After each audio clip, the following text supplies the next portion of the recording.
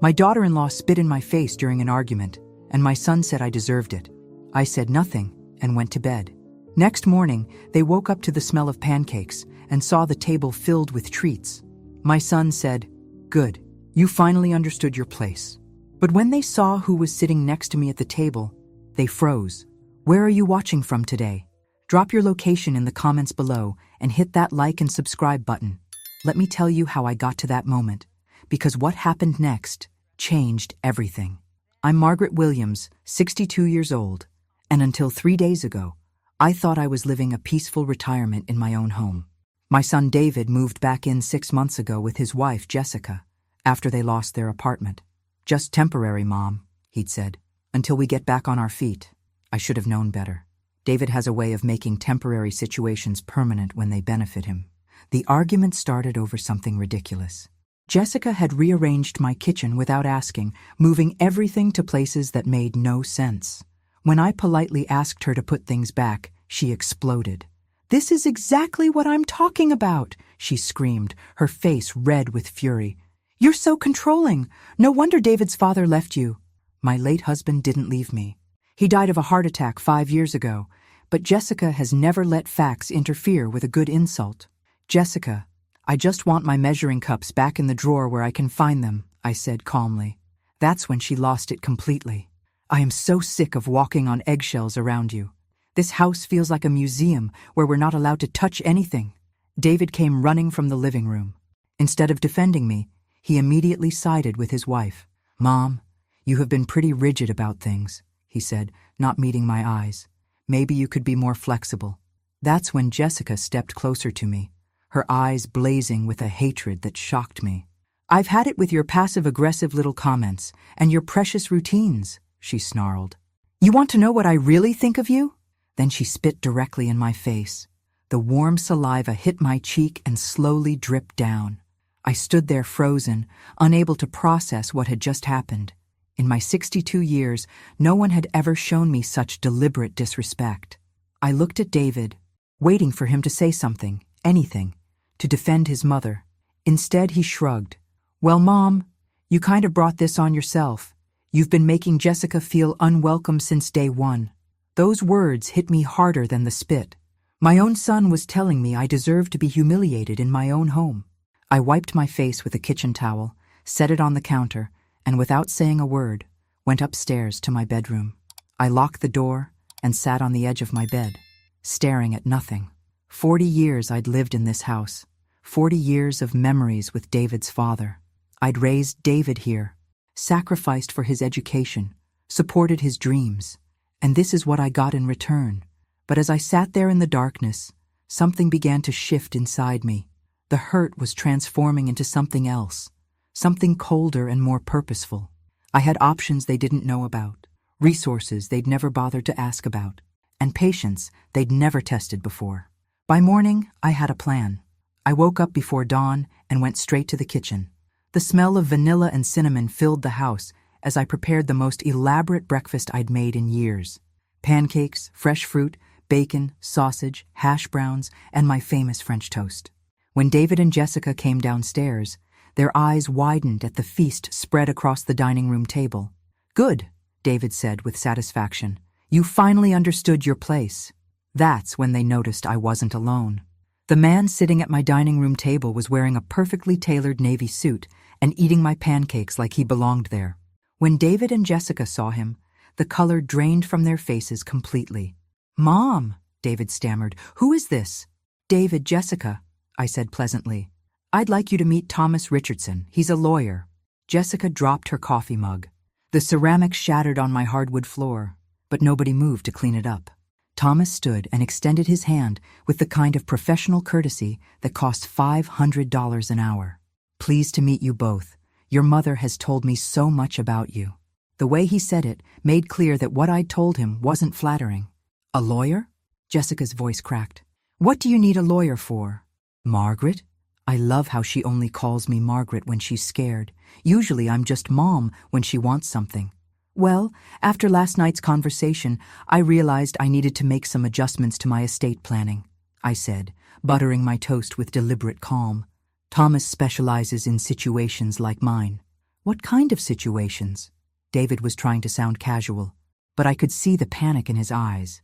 Thomas opened his briefcase and removed a thick folder. Elder abuse situations.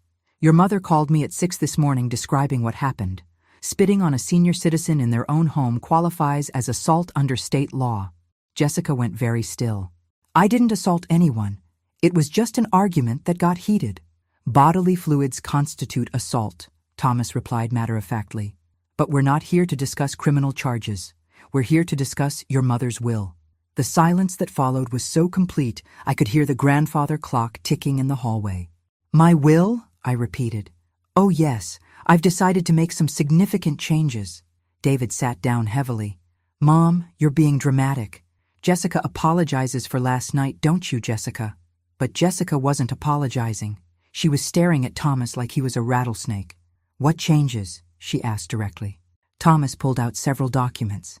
Mrs. Williams currently has you and David listed as primary beneficiaries for this house, her savings accounts, and her life insurance policy. Approximately $1.2 million total. Had. Past tense. I watched that word land on them like a physical blow. However, Thomas continued, given recent developments, she's decided to explore other options for her legacy. Other options? David's voice was barely a whisper.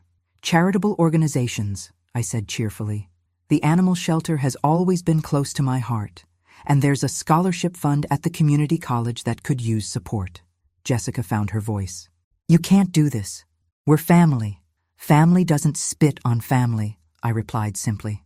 Margaret, I apologize, Jessica said quickly. I was stressed. I wasn't thinking clearly. It won't happen again. Of course it won't, I agreed, because you're going to be moving out. The bombshell dropped perfectly. I'd been planning this conversation all night, and their reactions were exactly what I'd expected. Moving out? David stood up so fast, his chair tipped over. Mom, we can't afford to move out. You know our situation. I'm well aware of your situation, David. You've been unemployed for 6 months, and Jessica was fired from her last job for stealing office supplies. I wasn't stealing, Jessica protested. Those were just pens and paper. $47 worth of pens and paper, I corrected. I called your former boss yesterday. She had quite a lot to say about your work ethic. Thomas was watching this exchange with professional interest. He'd probably seen plenty of family dynamics like this one. You called my former boss? Jessica's voice was getting shrill. You had no right. I had every right to investigate the character of people living in my house, I said calmly, especially people who assault me. One incident, David pleaded. Mom, you're willing to destroy our family over one incident? One incident? I set down my fork. David, in the 6 months you've lived here, you've contributed exactly $0 to household expenses. You've eaten my food, used my utilities, and treated me like hired help. The spitting was just the final insult. Thomas cleared his throat. Mrs. Williams, shall we discuss the timeline for the changes? What timeline? Jessica demanded. The new will goes into effect immediately, I explained, and I'll need you both to vacate the premises by the end of the week. David looked like he might cry. Where are we supposed to go? I suggest you figure that out quickly, Thomas said, closing his folder, because Mrs. Williams has also decided to change the locks on Friday. But I had one more surprise for them. Actually, I said, reaching for the envelope I'd placed beside my coffee cup, there is one way you could change my mind about all of this. David practically lunged for that envelope. Hope flickered in his eyes for the first time since Thomas had introduced himself. What do you mean? Jessica asked suspiciously. I opened the envelope slowly, savoring their desperate attention. Inside were 3 photographs I'd printed from my laptop that morning. Well, I was doing some cleaning yesterday, and I found something interesting in the basement storage room. The photos showed David's collection of vintage comic books, still in their protective sleeves, stacked neatly in boxes. Comics he'd told me were worthless and asked me to store just temporarily. Thomas leaned forward with interest. Are those what I think they are? First edition Amazing Fantasy number 15, I confirmed. The first appearance of Spider-Man. David's father bought it for him when he was 12. David's face went white. Mom, you didn't. Oh, I did. I pulled out my phone and showed them the eBay listing I'd created at 5 that morning. Current bid is at $8,000, and the auction doesn't end until Sunday. $8,000, Jessica gasped. That's just the opening bid, Thomas noted with admiration. A mint condition Amazing Fantasy 15 can sell for $20,000 or more. You can't sell my comics, David shouted. Those are mine. Are they? I asked innocently. Because when you moved them into my basement, you said they were just worthless old books you didn't want taking up space. I offered to throw them away, but you said to just stick them somewhere. This was true. David had dismissed his comic collection as kid stuff when he moved back in. He'd had no idea they'd become valuable. Besides, I continued, the storage room is in my house. Abandoned property laws are quite clear about items left on premises without an ownership agreement. Thomas nodded.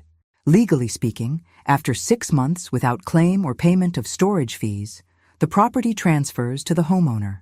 Jessica was frantically calculating in her head. I could practically see the numbers spinning. $20,000 was more than they'd see in months. Margaret, she said carefully, perhaps we've all been too hasty here. Maybe we could work out some kind of arrangement. What kind of arrangement? I asked, though I already knew where this was going. Well, Jessica glanced at David. What if we paid rent, a fair amount for staying here? How much do you think would be fair? Thomas asked. I hadn't told him about this part of my plan, but he was playing along perfectly. $500 a month? David suggested hopefully.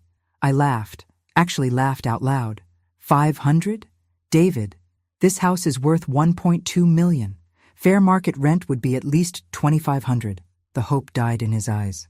They couldn't afford that any more than they could afford their own place.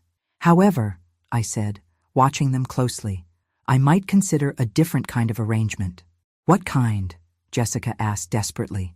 I pulled out a piece of paper I'd prepared. A formal contract. You can stay here rent-free for exactly 90 days while you find jobs and save for your own place.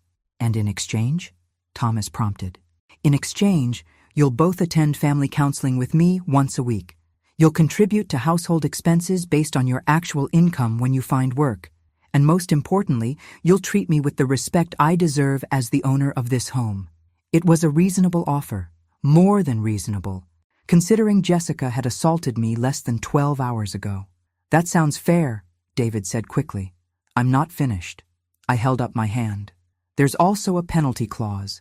Any disrespect, any arguments that escalate to violence, any damage to my property, and the agreement is void. You're out immediately with no further discussion. Jessica was reading over the contract. This is very specific. It has to be, Thomas explained. Clear boundaries prevent future misunderstandings. And if we sign this, you'll take the comics off eBay? David asked. I smiled. Oh no, I'm keeping those proceeds either way. Consider it back rent for the 6 months you've been freeloading. The silence stretched out while they processed this. I was giving them a chance to stay, but it was going to cost them their pride and David's childhood treasures. We need to discuss this privately, Jessica said finally. Of course, Thomas and I will be having coffee on the back patio. Take your time. As we walked outside, Thomas shook his head with admiration. You've backed them into a corner beautifully. They can't afford to leave, but they can't afford to stay on your terms either. They'll sign, I predicted. Jessica's too proud to admit defeat, and David's too scared to face the real world without me. And if they don't honor the agreement? I smiled, watching them through the kitchen window as they argued in hushed voices. Then I get my house back and they get nothing. Either way, I win. 20 minutes later, they came outside with the signed contract, but I could tell from Jessica's expression that she was already planning to break it. I was right about Jessica. She lasted exactly 11 days before she tested my new boundaries. It started small, like it always does with people who can't help themselves. She forgot to clean up after herself. She made passive-aggressive comments about the house rules. She started leaving little messes for me to find, testing to see if I'd enforce the contract. I documented everything. Photos of dirty dishes left in the sink, screenshots of text messages where she complained to her friends about living with her controlling mother-in-law, even recordings of her phone calls where she badmouthed me to anyone who would listen. Thomas had suggested I keep evidence, just in case. The breaking point came on a Tuesday morning when I discovered she'd been going through my personal papers. I'd noticed things in my bedroom were slightly out of place for several days. A drawer not quite closed properly. my jewelry box positioned differently on the dresser. At first I thought I was being paranoid, but when I found my bank statements scattered on my desk instead of neatly filed where I'd left them, I knew. "Jessica," I called downstairs. "Could you come up here, please?" She appeared in my doorway with that fake innocent expression she wore when she'd been caught doing something wrong. "You wanted to see me?" I gestured to my desk. "Can you explain why my personal financial documents are all over my room?" "I don't know what you mean." But her eyes darted to the papers and back to me too quickly. My bank statements were filed in that folder. Now they're spread across my desk like someone was reading through them. "Maybe you forgot where you put them." It happens when people get older. There it was. The disrespect clause violation I'd been waiting for.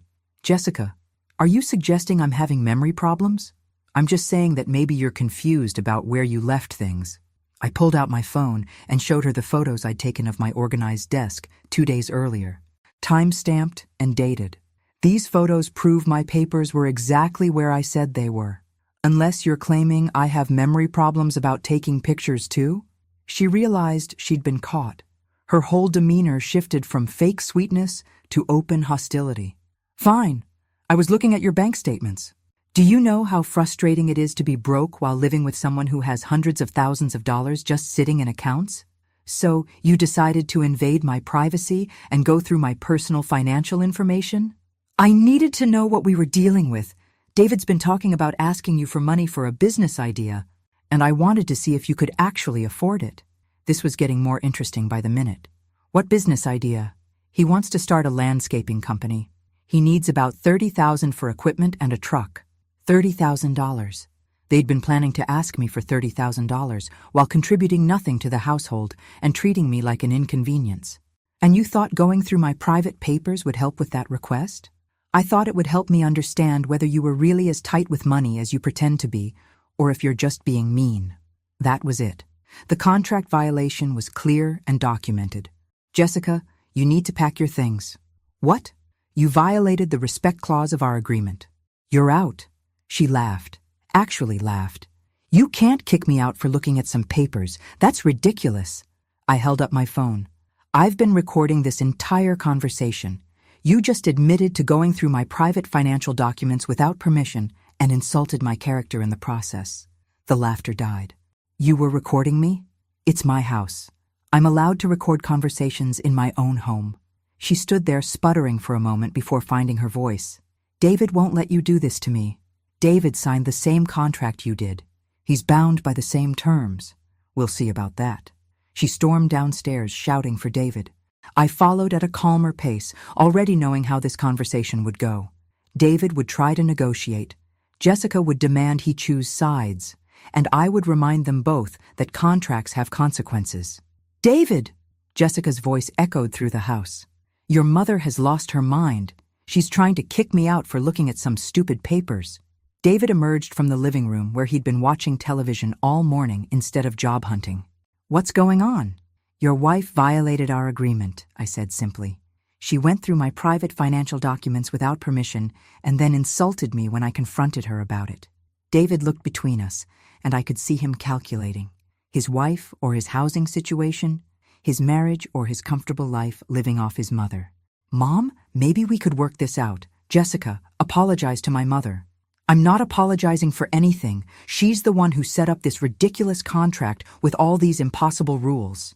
"The rules aren't impossible," I pointed out. "You just have to treat me with basic respect. Apparently, that's beyond your capabilities." David was sweating now. "Jessica, just say you're sorry and promise not to go through Mom's things anymore." "No, I won't be controlled and manipulated by someone who's using her money to make us dance like puppets." And that's when David made his choice. "Jessica, stop." David's voice was firmer than I'd heard it in months. "Just stop talking." She turned on him with fury. "Are you seriously taking her side right now?" "I'm taking the side of having a roof over our heads," he snapped. "Do you have any idea how good we have it here? Free housing, free food, no responsibilities except being decent human beings?" "Decent human beings?" Jessica's voice rose to a shriek. "She's treating us like servants in our own home." "It's not our home," David finally exploded. "It's her house, her food, her electricity, her everything, And instead of being grateful, you're acting like we're entitled to it. I watched this exchange with fascination. This was the first time I'd seen David stand up to his wife about anything. Grateful? Jessica was practically foaming. Grateful for what? Being treated like children? Having to ask permission to rearrange a kitchen? Living under a microscope with someone who documents every little thing we do wrong? Yes! David shouted. Grateful for all of that, because without my mother's generosity, we'd be sleeping in your car. That stopped her cold. They'd never told me they'd lost their car, but apparently their financial situation was even worse than I'd realized. We wouldn't be sleeping in my car, she said quietly, because I sold my car 3 months ago to pay our credit card bills. The room fell silent. Even I was shocked by this revelation. You sold your car? David stared at her. When? Why didn't you tell me? Because I was trying to handle our problems without running to Mommy for help. By going through my mother's private papers instead? Jessica deflated slightly. I was desperate, David. We're $30,000 in debt. We have no income and no prospects. When you mentioned wanting to start a business, I thought maybe if I knew how much money your mother had, you thought you'd figure out the best way to manipulate me into giving it to you, I finished. She didn't deny it. David sat down heavily on the couch. 30,000 in debt? Jessica, what haven't you told me? The credit cards, the student loans, the personal loan my mother co-signed for my business idea that failed. What business idea? The one I tried to start last year. The online boutique? I maxed out our cards buying inventory that never sold. I was learning more about their financial situation in this 5-minute argument than I had in 6 months of living with them. So let me understand this, I said calmly. You're 30,000 in debt, you've sold your car, you have no income, and you thought the solution was to go through my private papers to figure out how to convince me to give you more money? When you put it like that, it sounds bad, Jessica mumbled. It doesn't just sound bad, it is bad. I pulled out the signed contract, and more importantly, it's a violation of our agreement. David looked defeated. Mom, please, don't make us leave. We literally have nowhere to go. You should have thought about that before your wife decided to snoop through my bedroom.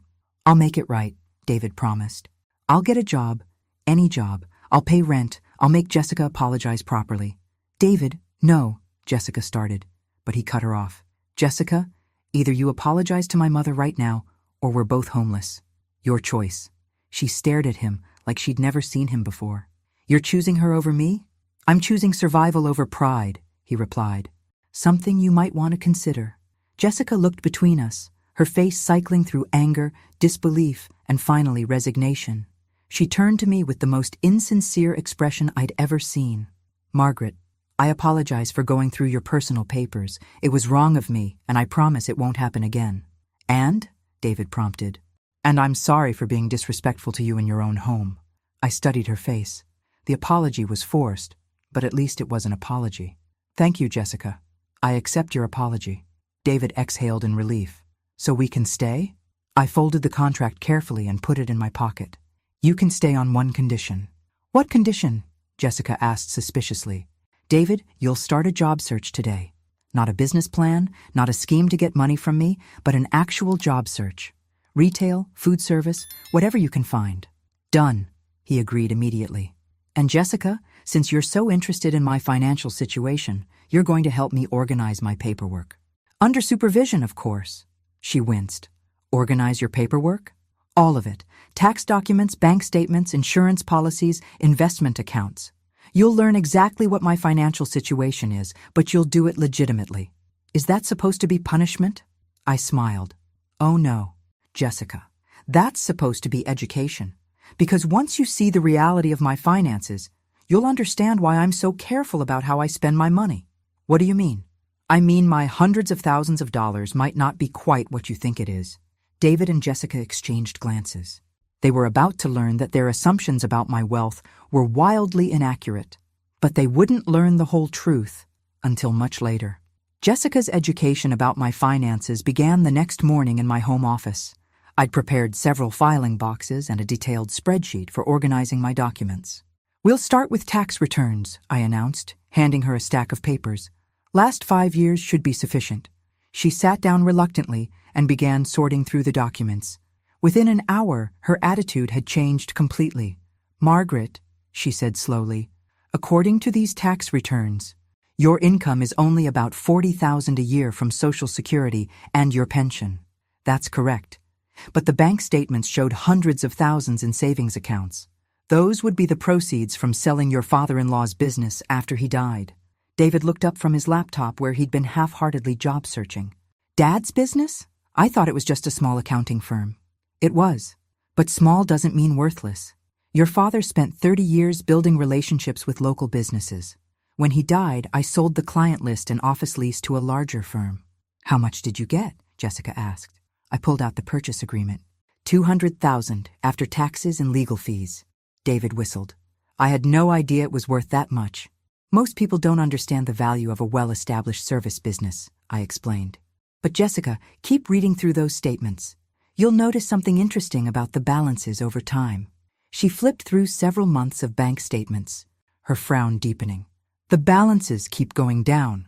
Exactly. When you're living on a fixed income and drawing from savings, the money doesn't last forever. How long will it last? David asked quietly. I pulled out a financial planning worksheet I'd prepared with Thomas's help. At my current rate of spending, approximately 12 years. Less if I need long-term care or have major medical expenses. The reality was sinking in. I wasn't a wealthy widow with unlimited resources. I was a retiree trying to make my modest savings last for the rest of my life. But the house, Jessica protested. It's worth over $1 million. It's worth that if I sell it.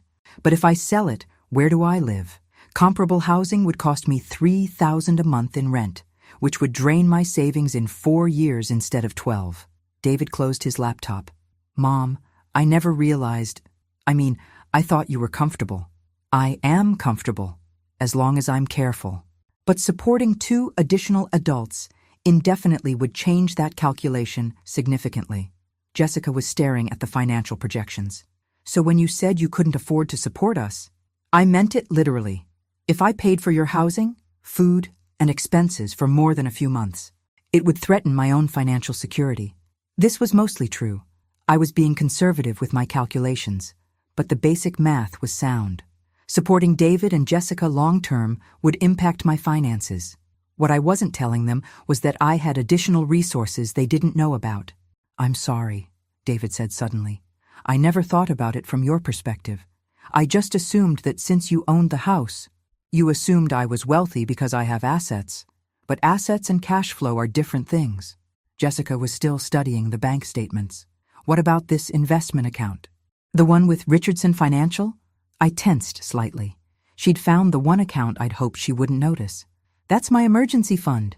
It's managed by a financial advisor to protect it from inflation. How much is in it? That's not relevant to our current discussion. It shows quarterly dividends of about $3,000, she pressed. That suggests a significant principal balance. David was paying attention now. Mom, how much is in the investment account?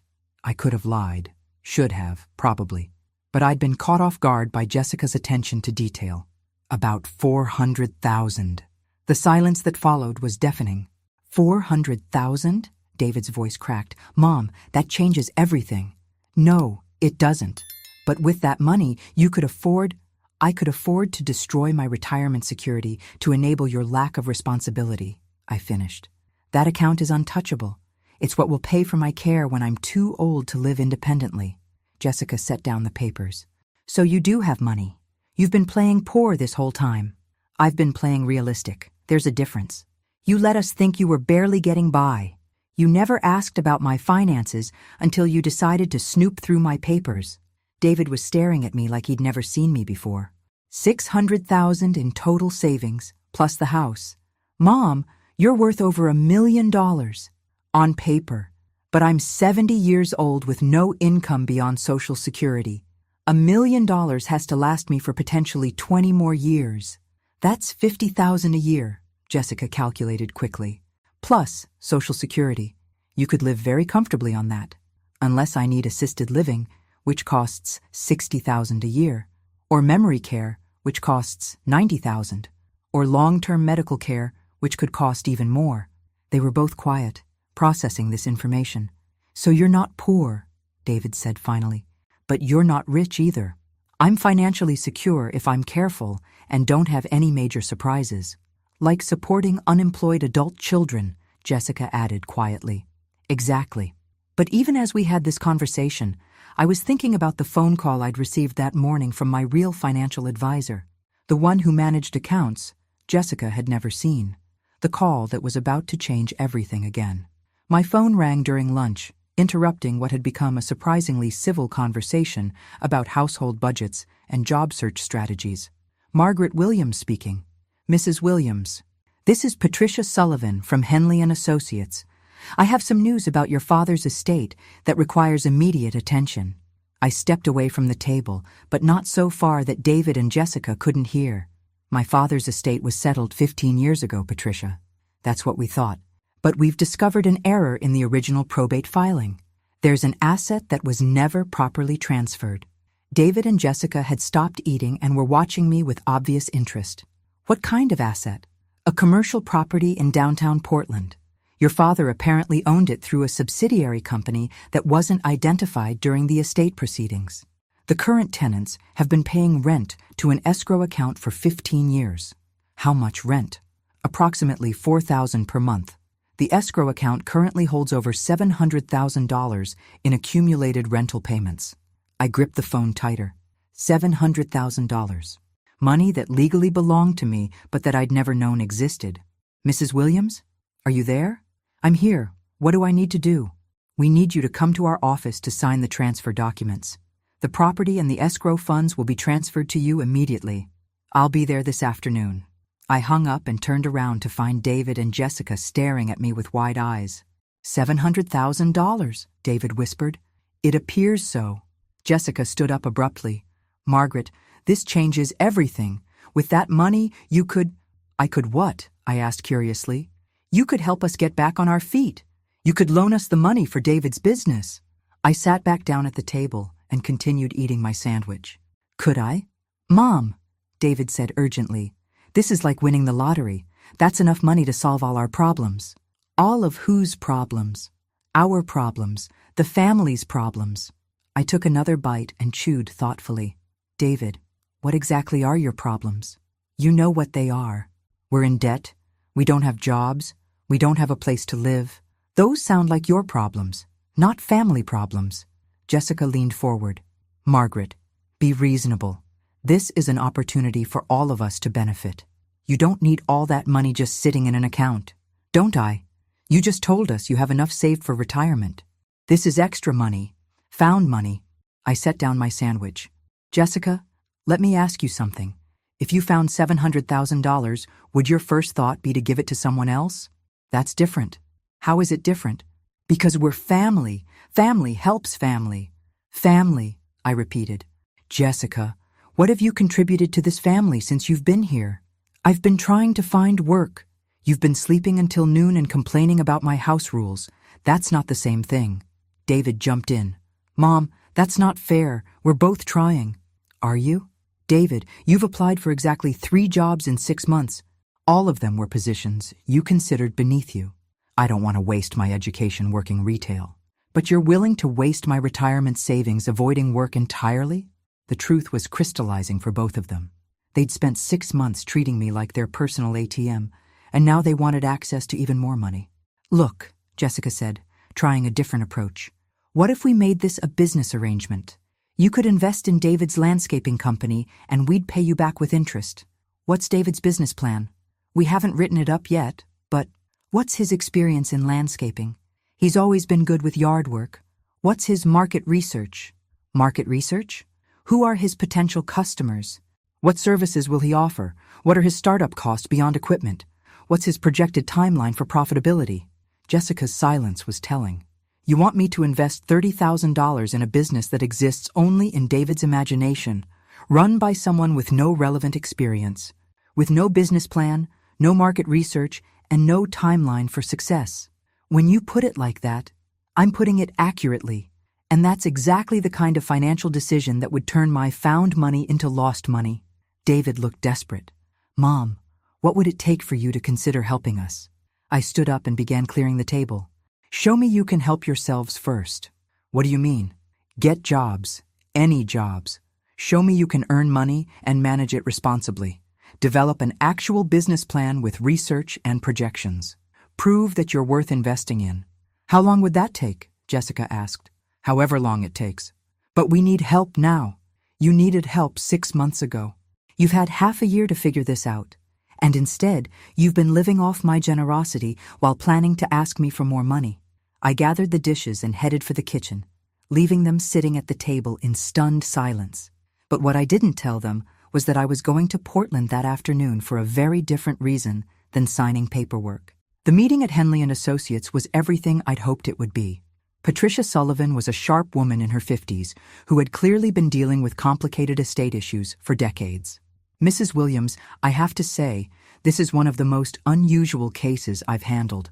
Your father was quite the businessman. She spread out the documents across her conference table. The property was a small office building with 3 commercial tenants.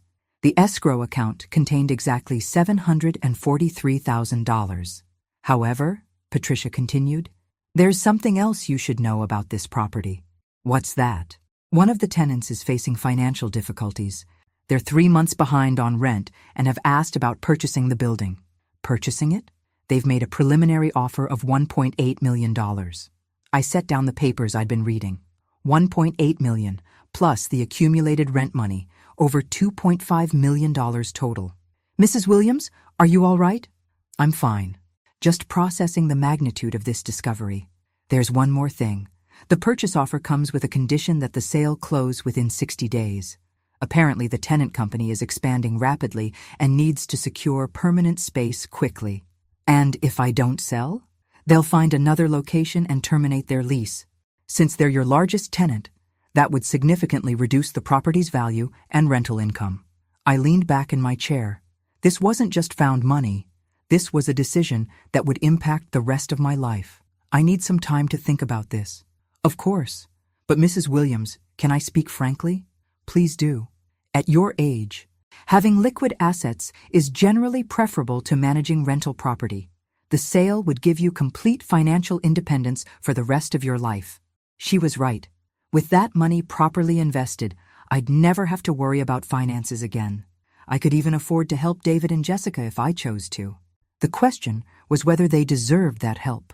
I drove home with the signed transfer documents and a cashier's check for $743,000 in my purse. By the time I pulled into my driveway, I'd made my decision about the property sale. But first, I wanted to see what David and Jessica had done with their afternoon. I found them exactly where I'd left them. David was back on his laptop, but instead of job searching, he was researching landscaping equipment. Jessica was making lists of business names and logo ideas. How did the meeting go? David asked when I walked in. The property is mine, and the money is in my account. That's wonderful, Jessica exclaimed. So you can help us get started. I sat down across from them. Actually, I have an opportunity to sell the property for $1.8 million. Their mouths fell open simultaneously. $1.8 million? David whispered. Plus the rental money, it would be about $2.5 million total. Jessica was practically vibrating with excitement. Margaret, this is incredible. We could all be set for life. I could be set for life, I corrected. This is my inheritance. But family, David started. Yes, let's talk about family, I interrupted. David, what did you accomplish this afternoon while I was claiming my inheritance? He gestured to his laptop. I've been researching commercial lawnmowers and you've been shopping for equipment for a business that doesn't exist instead of looking for work that could actually provide income. I was planning. You were fantasizing. Jessica, what about you? She showed me her notebook. I've been working on branding concepts and more fantasizing. I closed her notebook. Neither of you spent a single minute this afternoon doing anything that would actually improve your situation. We were planning our future, Jessica protested. You were planning to spend my money. There's a difference. David leaned forward desperately. Mom, with $2.5 million, you could afford to invest in our future. It would barely make a dent in your wealth. Could I afford it? Yes. Should I invest in people who won't even look for jobs while living in my house rent-free? Absolutely not. You're being cruel, Jessica said. I'm being practical. And I've made a decision about the property sale. They both held their breath.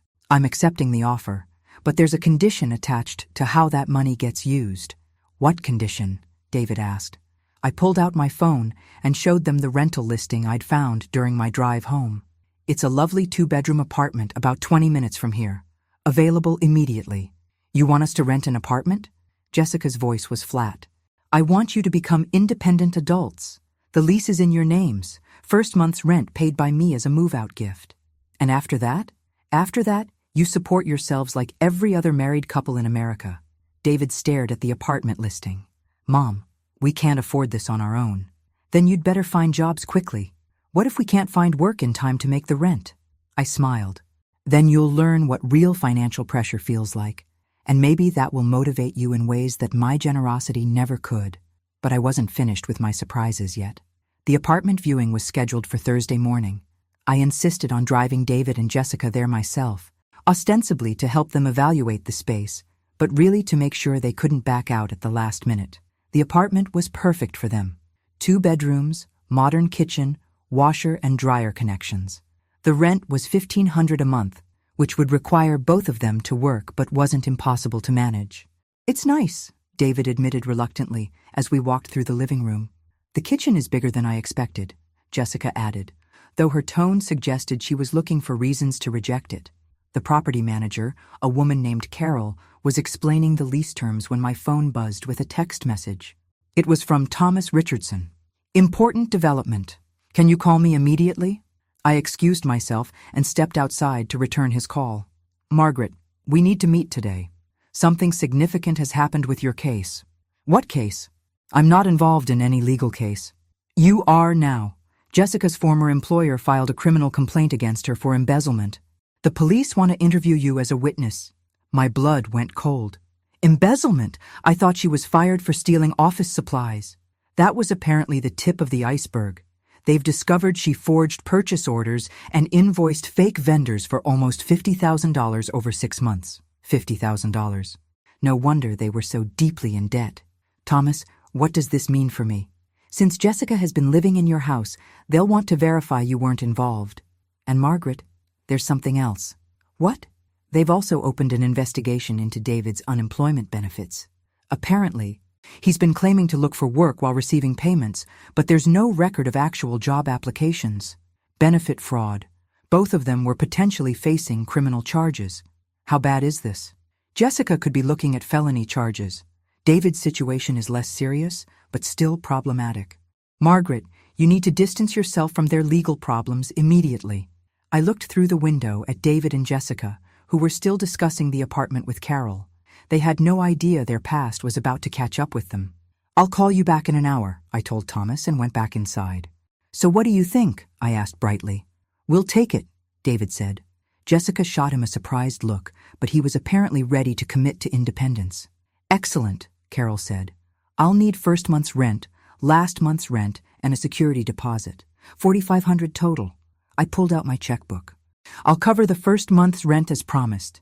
You two will need to handle the rest." "The rest?" Jessica's voice cracked. "We don't have $3,000. "Then I guess you'd better figure out how to get it quickly," I said, continuing to write the check. "The apartment won't hold itself." David was panicking. "Mom, we can't come up with that kind of money by ourselves." "Sure you can. You have until tomorrow to make this work." I handed Carol the check for $1,500. "This holds the apartment for 24 hours, correct?" "Correct. They have until tomorrow at noon to bring the balance, or the apartment goes to the next applicant." As we drove home, David and Jessica were arguing frantically about where to find $3,000. "We could sell something," Jessica suggested. "Sell what? We don't own anything valuable." "We could ask friends for loans." "What friends? We've already borrowed money from everyone we know." I listened to their desperation with growing satisfaction. This was the real-world pressure they'd needed all along. "There is one option," I said casually as we pulled into my driveway. "What option?" David asked eagerly. "You could get jobs. Today. Any jobs. Even minimum wage work would get you enough money for the deposit if you could both start immediately." "Nobody pays on the first day," Jessica protested. "Restaurants do. Construction companies do. Cleaning services do. You've just been too proud to consider those kinds of jobs." "Mom, please. Just loan us the money and we'll pay you back." "With what income? You still haven't solved the fundamental problem of having jobs." I parked the car and turned to face them. David, Jessica, I need to tell you something important. What? The police called while we were looking at the apartment. The color drained from both their faces. What did they want? Jessica whispered. They want to interview me about some irregularities in your former employment records. Jessica started crying. David just stared at me in horror. How much trouble are we in? He asked quietly. That depends on how honest you've been with me about your situations. We told you the truth, Jessica sobbed. I shook my head sadly. Jessica, embezzling $50,000 is not the same as taking office supplies. She looked like she might faint. And David, claiming unemployment benefits while not actually looking for work, is fraud. Who told you that? He demanded. People talk, David. This is a small town. Actually, Thomas had excellent sources at both the police department and the unemployment office. But they didn't need to know that. What happens now? Jessica asked through her tears. Now you decide whether you want to face these problems as independent adults with their own apartment or as unemployed criminals living with their mother. The choice was stark and clear, and it was about to get even more complicated. The next morning, I woke up to find David and Jessica already dressed and sitting at my kitchen table with what looked like a serious conversation in progress. Good morning, I said, pouring my coffee. Did you figure out how to handle the apartment deposit? We need to tell you something, David said nervously. I'm listening. Jessica took a deep breath. Last night, we applied for jobs at 6 different places: fast food, retail, a cleaning company, anything that would hire us immediately. This was unexpected. And 3 places called us back for interviews today, David continued. But Mom, even if we both get hired, we won't have enough money for the deposit by noon. I sat down at the table. So what are you asking me? We're not asking for anything, Jessica said quietly. We're going to tell Carol we can't take the apartment. And then what? We'd like to stay here for 30 more days while we work and save money for a place we can actually afford. David nodded. We'll pay you rent from our first paychecks, whatever you think is fair. I studied their faces. Something had changed overnight. The desperation was gone, replaced by what looked like actual determination. What happened to change your minds? Jessica glanced at David, then back at me. We stayed up all night talking about our situation. Really talking, not just complaining or planning how to spend your money. And we realized that everything you've been saying is true, David admitted. We've been acting like entitled children instead of adults. The police investigation scared you. Yes, Jessica said honestly. But it also made us realize that we can't keep running from our problems. Whether we're living here or in that apartment, we still have to face what we've done. This was the most mature conversation I'd had with either of them since they'd moved in. So you want to stay here and work on becoming independent? If you'll let us, David said. With real jobs, paying real rent, following the house rules without complaint. I sipped my coffee, considering this development. The truth was, I'd grown somewhat fond of having people in the house again, despite the drama. And if they were actually working and contributing, what about the business plan? The landscaping company? Maybe someday, David said. But first, I need to prove I can hold down a regular job and manage money responsibly. And Jessica, what about your legal problems? Thomas Richardson recommended a criminal defense attorney. I have an appointment this afternoon to discuss my options. She was facing her problems instead of running from them. That was progress. I have a counter-proposal, I said finally. They both tensed. You can stay here for 90 days while you get established in your jobs. You'll pay me $500 a month in rent once you start receiving paychecks. That's very reasonable, David said gratefully. I'm not finished. In exchange for this arrangement, you'll both attend financial literacy classes at the community college. You'll put 20% of your earnings into savings accounts that I'll help you set up. And Jessica, you'll cooperate fully with the police investigation and make restitution for whatever you're found to have stolen. Agreed, Jessica said immediately. And, I continued, when the 90 days are up, you'll move to your own place whether you think you're ready or not. No extensions, no negotiations. Understood, David nodded. I stood up and walked to the window, looking out at the garden their father and I had planted together 30 years ago. There's one more thing I haven't told you about the property sale. What's that? Jessica asked. I turned back to face them. I'm not keeping all the money. What do you mean? I'm putting $2 million into conservative investments for my retirement, but the other $500,000 is going into a trust fund. David's eyes widened. A trust fund for what? For my grandchildren's education. And if you two can prove you're capable of managing money responsibly, there might be something left for you someday. The silence that followed was different from all the previous silences. This one was full of possibility instead of tension. Mom, David said finally, we won't let you down. See that you don't, because this is the last chance you'll get from me. Jessica stood up. I should get ready for my job interview. What position are you interviewing for? Night shift at the grocery store, stocking shelves. That's honest work? Yes, she said simply. It is. As they left for their interviews, I called Thomas to update him on the situation. You're giving them another chance? He asked. I'm giving them the opportunity to earn another chance. There's a difference. And if they fail again? Then they'll fail as independent adults living somewhere else, not as dependents living in my house. That's fair. Thomas, there's something else I want to discuss with you. What's that? I want to update my will again. More changes? I looked around my kitchen, seeing it not as a museum of the past, but as a place where new memories could still be made. I want to make sure that kindness is rewarded and selfishness has consequences. Can you help me structure that legally? Margaret, Thomas said with admiration in his voice, I think we can create exactly the incentives you want. 6 months later, David was promoted to assistant manager at the hardware store, where he'd started as a stock clerk.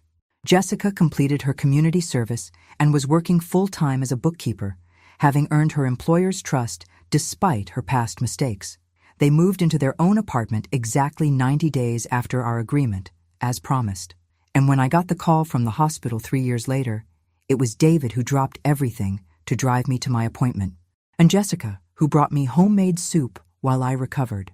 Sometimes the best gifts you can give people are the ones they have to earn themselves. Thanks for listening. Don't forget to subscribe and feel free to share your story in the comments. Your voice matters.